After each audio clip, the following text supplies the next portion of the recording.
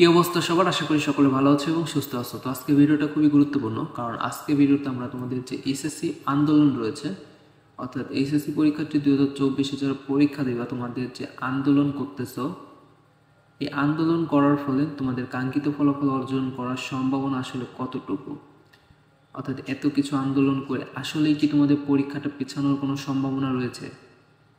আচ্ছা, প্রথমে আসি তোমাদের আন্দোলনটা নিয়ে।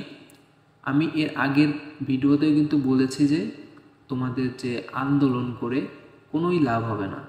কারণ দেখো, তোমাদের যারা পূর্ববর্তী ব্যাচ যারা ছিল 2023 সালে যারা পরীক্ষা দিছে, তারাও কিন্তু তোমাদের মতো সেম কাজগুলোই কিন্তু তারা করছে। তারা আন্দোলন করছে, এই করছে, সেই করছে, তার ফলেও কিন্তু তাদের যে পরীক্ষাটা সেটা কিন্তু সঠিক সময় কিন্তু তাদের নিয়ে নেওয়া হয়েছে। তো এই আন্দোলন করে কোনো লাভই হবে না, শুধু সময় নষ্ট। হ্যাঁ, এটা সব ঠিক যে তোমরা সময় কম পাইছো, সবই ঠিক আছে, কিন্তু যেই সময়টুকু তুমি পাইছো এইটুকু যদি তুমি পড়াশোনার পিছিয়ে কাজে লাগাও, তাহলে কিন্তু তোমার ফলাফলটা কিন্তু আগের থেকে অনেক ভালো হতে পারতো। কিন্তু তুমি সেইটা না করে আন্দোলন করতেছো, এই করতেছো, সেই করতেছো, যার ফলে কিন্তু তোমাদের যে ফলাফলটা সেটা কিন্তু অনেক খারাপ হবে। তো সময় নষ্ট না করে তোমরা তোমাদের পড়ালেখার পেছনে সময়টা ব্যয় করো, তাহলে দেখবা তোমাদের রেজাল্টটাও ভালো হবে।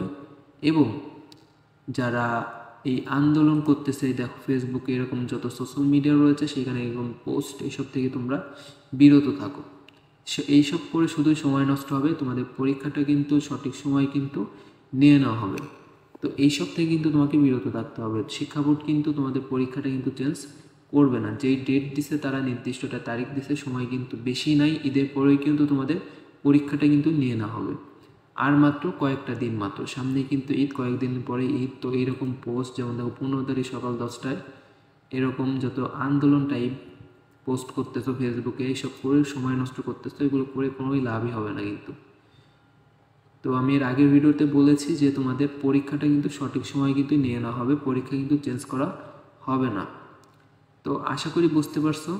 তো ভিডিওটি এই পর্যন্তই। ভালো লাগলে অবশ্যই ভিডিওটি লাইক করে দেবো এবং পরবর্তী ইনফরমেশনাল ভিডিও পেতে চ্যানেলটিকে সাবস্ক্রাইব করে রাখো। ভালো থেকো সবাই, আল্লাহ হাফেজ।